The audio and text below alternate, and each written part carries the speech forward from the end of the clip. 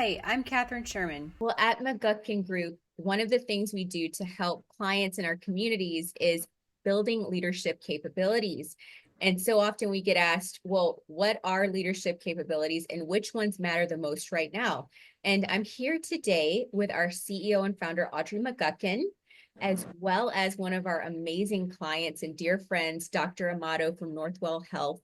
And we're going to break it down for you. So first, let me start off with Audrey. What are leadership capabilities and which ones are moving the needle right now? Yeah, goodness, thanks, Catherine. And thanks, Dr. Amaro, for joining us. And I love this question. We get asked it a lot. And having done this work for, goodness, 3 decades, it used to be the leadership capabilities that were recognized and rewarded, drives for results, takes action, communications, time management, and really those types of capabilities. And here's what I would tell you. The capabilities that are in high demand but low supply in the world we live in today are leadership capabilities like leading with empathy. What that means is walking in the shoes of others. The other one is being vulnerable. What does that mean? It means as leaders, we have to go first. Sometimes we have to apologize. The other leadership capability is creating psychological safety in our teams. That's two big words. And what does that mean? It means that people feel safe to say, I don't agree. I have an idea. I have something to say. And that's not easy in the world we live in because we're moving so fast. And then, the other one that I talk about a lot is what I call courageous leadership. And to be courageous often means you go first. And sometimes when you go first, you have to apologize or you have to step into the unknown. So Catherine, I hope that kicks off this incredible conversation. Perfectly. Because not that many weeks ago, we had an amazing session with Dr. Amato and a team that she contributes to and is a part of. But she shared a personal example of all those concepts that you expertly teed us up on, Audrey. So Dr. Amato, I want to create space. First of all, a little bit about who you are. We always start with who at McGuckin Group. And then tell us what happened. Sure. So thank you so much for inviting me to this. I love working with your team and thank you for all the work that you've done with our team, helping us to get some more leadership capabilities. So my name is Teresa Amato and I'm a Maverick. Thanks to your team letting me know that I'm a Maverick, I'm not surprised. And my clinical background is in emergency medicine, which is probably pretty good fit for a Maverick. So Mavericks are people that are, not afraid to make mistakes, can make decisions with very little information. But as a Maverick, our risk taking sometimes has blind spots. And I think as I've grown as a leader, I'm paying more attention to my blind spots and where I have room to grow. And I think one of the really good examples of that was, I still work clinically 1 day a week. And I was in the emergency department in a very high stakes situation. We were resuscitating a very, very sick patient. And on my team was an emergency medicine resident and a rotating off service internal medicine first year resident. And as we were in the middle of doing this resuscitation, I, kind of leading the team, trying to be the calm in the storm, trying to get all the stuff done. And the internal medicine resident mentioned something about giving a medication. And I heard it, I think, but I didn't really hear it. Somewhere along the resuscitation, he said it a second time. And I believe he said it a third time. And of course, once we were sort of out of the thick of things, I turned and looked at him. I was like, wait, you said something and you were right. We need to give that medication. And then, we gave the medication, but it really, when I walked out of the room, I had this sense of that I'd sort of failed the team a little bit. And so I took a step back and I thought about what did I do that prevented him from being able to stop me and say, hey, I have this idea. I think you need to listen to me. And so I went back over to him and I said, can we just debrief for a minute? And I said, first of all, I want to apologize. You brought up something that was really important to the team and I didn't listen effectively. And I'd like to know if you feel comfortable enough, could you kind of maybe help me understand what did I do that didn't create a safe space for you to be able to kind of step up and say, hey, listen to me. I know I'm a first year intern, but I have an idea that I think is worth listening to, and what could I do differently in the future so that that won't happen again? Because as you move up in leadership, very few people want to tell you that you didn't do something right. And there was room for opportunity. And I was really pleasantly surprised. It was a really great conversation. And I think he was very intimidated by the fact that I was the attending physician and he wasn't part of the emergency medicine team. So, what can I do in the future is make sure, starting every shift, if you have an off-service rotator, say, hey, there's going to come a time where things are going to get really busy and, we got to be able to communicate. So if you have an idea and something important is happening, please feel free to speak up, because that's how we'll give the best care. So when I think of leadership capabilities, like the word that comes to my mind is collaboration. So collaboration only happens when you allow that safe space for people to give ideas in a non-judgmental zone. So I think it's, we're all a work in progress. So I think good leaders try to work on their blind spots, is what I would say. Yeah, goodness. And here's the God's honest truth. I have a knot in my stomach right now, just listening to you telling this story. And Professor Amy Edmondson is the guru in psychological safety. And I can tell you without doubt that what she would say if she was listening to this conversation is, your story is music to my ears. And what she means about that is, you read the room. You might have made a mistake in the moment, but you read the room and you said, I have to go first. I have to have the debrief with this, team member that says, I might have made a mistake. I never listened to you. And what Amy Edmondson will say is, leaders always have to go first. And it's on us, because we can't collaborate if we can't create that psychologically safe space. And so the next time, imagine how powerful that team member's perspective is going to be, just because you stepped into that role of a leader by being vulnerable, by saying, I'm screwed up, I made a mistake, what can I do better? And that's what we call vulnerable, courageous leadership. And, when we had the Northwell Health session, we played the Amy Edmondson video, and you've got a smile on your face now. And I saw that smile on your face when I played it, but tell me what was going through your mind. I think for me, I think back on the scenario that I was going through, right? So it's not just about you, it's also about the receiver, right? So that in turn, let's think about if I hadn't had that conversation, what would he have walked away with? It's like, oh, maybe my ideas aren't good, or maybe I'm not assertive, like whatever it would be, right? So I felt like when I listened to her, when you're a leader, right, you have to think of the other person and put yourself in their shoes for just a minute and be like, what did that feel like? And I couldn't imagine what it felt like. So I wanted to make sure that he walked away with a couple of things. Confidence, you have good decision making, you're smart, you have good medical knowledge, but also, hey, here's a tool that you could use in the future if you're in a room with a maverick. And I even explained to him what a maverick was. I said, if you're in the room with a maverick, we don't tend to like listen. We just go 100 miles an hour in one direction. So here's some tools you could use if you're in a room with someone who seems to be that kind of personality. So I wanted to walk away with like feeling good about himself, but also with something in his toolbox that he could use in the future if he's ever in something of the similar situation. So when we watched her video, I felt like, oh, like kindred spirit, like this is what leadership's all about. And I guess I would say also, I'm a mom, I have 6 children, and they've told me several times that, Mom, you never listen to us finish what the problem is. You start fixing the problem before we even finish our sentence. And so that's a vulnerability that I have to think about, right? I try to fix things before I hear somebody. So working on that skill of like listening through, and then the first sentence would be, wow, that's really hard for you, or that must be really frustrating, rather than here's how you can fix it. So as a leader, listening more and opening up safe space is things that I've been working on personally for a little bit of time now.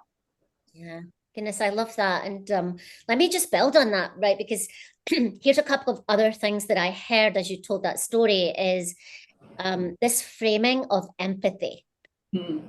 Empathy means walking in the shoes of others. And what I heard you say is, in predictive index, I'm a maverick, but not everybody's a maverick. And it's me as the leader to walk in somebody else's shoes. So that's one thing I heard you say, and I'm going to come back to that. The other thing I heard you say is it was on me to model the behavior. It was on me to really lead by example, not just talk about it from a textbook, not just give a model, but it was on me to show this is how you step in and be vulnerable. This is how you own your mistakes as a leader. And, I want to do a kind of full circle back to I have 6 kids. And here's the feedback I get from my kids. And that's not it's not the easiest feedback to get is from your kids, right? And yet, one of the things you and I have talked about offline to this is all your kids are different. I have twin girls. They're different. And I have to lead them and work with them and be a mom to them in a different way. And I'm sure you have to do that with your 6 kids. And I would say, right. And I would say what I take out of that is like, you're not just a leader in your work life, right? So there's other places you have to lead, and those same vulnerabilities and those same leadership capabilities, if you work on them, it actually makes both your work life and your home life a little bit better because, if you're a parent, you're a leader. If you belong to a community, you're a leader. You don't need a title to be a leader. And so I would say, I think you can't separate the two. I think you need to kind of work on it kind of all the time, right? And but yes, when I went back to my kids and asked them before I was like, hey, I've been told that I do this thing, but I don't do this, right? And they were like, yeah, mom, all the time. So, but I try to be a better mom too, right? By listening to them, being more empathetic and just, again, starting with wow, that must be really hard for you before like, hey, this is what you should do to fix it. So. Yes. And that kind of takes us another full circle round to how do we start working on ourselves as leaders? The place to start is deep, honest self-awareness. Wow, I didn't know I did that with my kids. I didn't know I did that with the team. So how can we listen to the signals? How can we build our self-awareness? And it's not a static thing. And we know it's one of the hardest things to do. So I think find somebody you trust, right? And for me, I've been very fortunate that I've had really good people around me that I tried to tell them that, hey, I'm working on this. If you see that I do that, would you feel comfortable, I don't know, kick me under the table or do a little, gesture. So one of my assistants, she had a look, she'd be like, and so, I think sharing with people that you're working on something, right? And I'm trying to get better at this. And this is something I know I have a habit of doing. I'm trying to get better and not do that anymore. Would you help me, or if you see me doing that, I hope you feel comfortable saying something that, hey, we talked about that, you would listen first. And right now I hear that you're just coming up with a solution.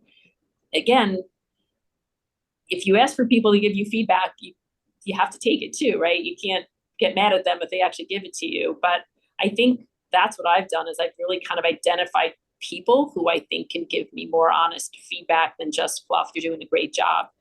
yes. Yeah. I love that. And here's the one piece of advice that I give to leaders who ask for feedback. Do not do anything else except say thank you. Don't justify it. Don't defend it. Just say thank you because it really is a gift. And in that moment, you need to digest it. And so saying thank you. Dr. Amato, here's one other thing that I was really curious about. We work with a lot of what I would call technically oriented leaders, meaning we work with a lot of physicians. We work with people in allergy and immunology, and we work with people in finance and supply chain, and there's a technical orientation to how they're wired. What was a time in your journey where you realized, not only is it important for me to be book smart and technically smart, but where was a time where you realized this is a bigger picture?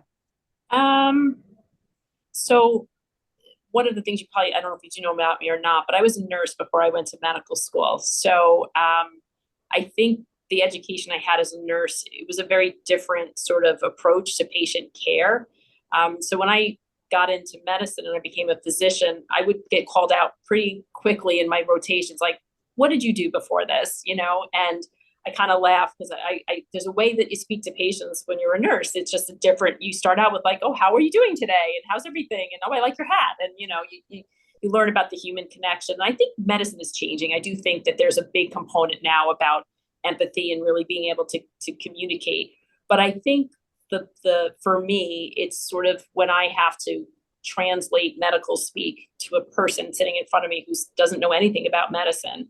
And I think you can go to the jargon. I think sometimes we do that as comfort. We speak to each other. We start speaking in letters and words that nobody else knows but us, our secret little code.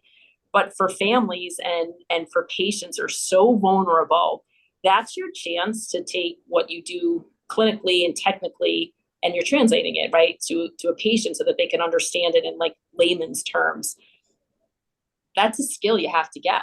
It's not easy because you don't want to come across as condescending either, right? Or pity, and that you're like, oh, you don't understand any of this. I'll make it so stupid for you so you get it.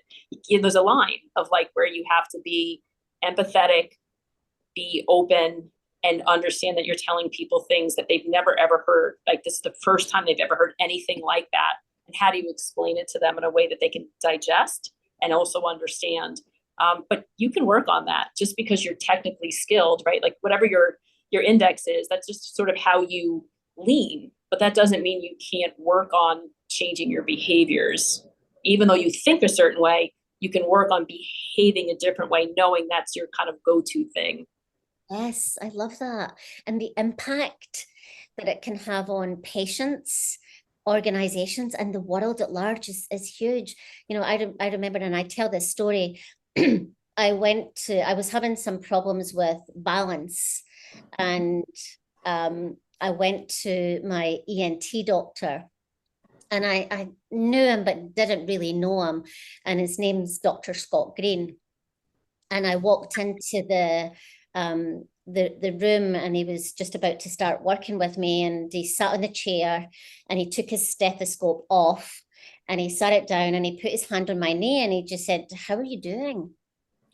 And I burst out crying. And I said, I'm not good. I don't have good balance, but really I'm stressed out and burned out and I'm having all sorts of problems. And he said, "It's okay, we got it." You know, and so only a couple of gestures and only a couple of ways of adjusting can have such a profound impact on individuals. And I talk about that story all the time. I went thinking I had balance issues, but actually I was completely burned out and I needed help in a whole different area.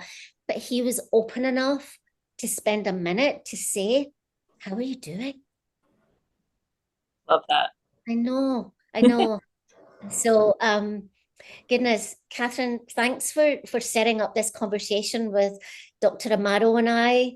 I was really so inspired when we spent time with you and actually all of the Northwell team, right? And everybody in that room was so incredible and so vulnerable. And so just some deep appreciation from the McGuckin group.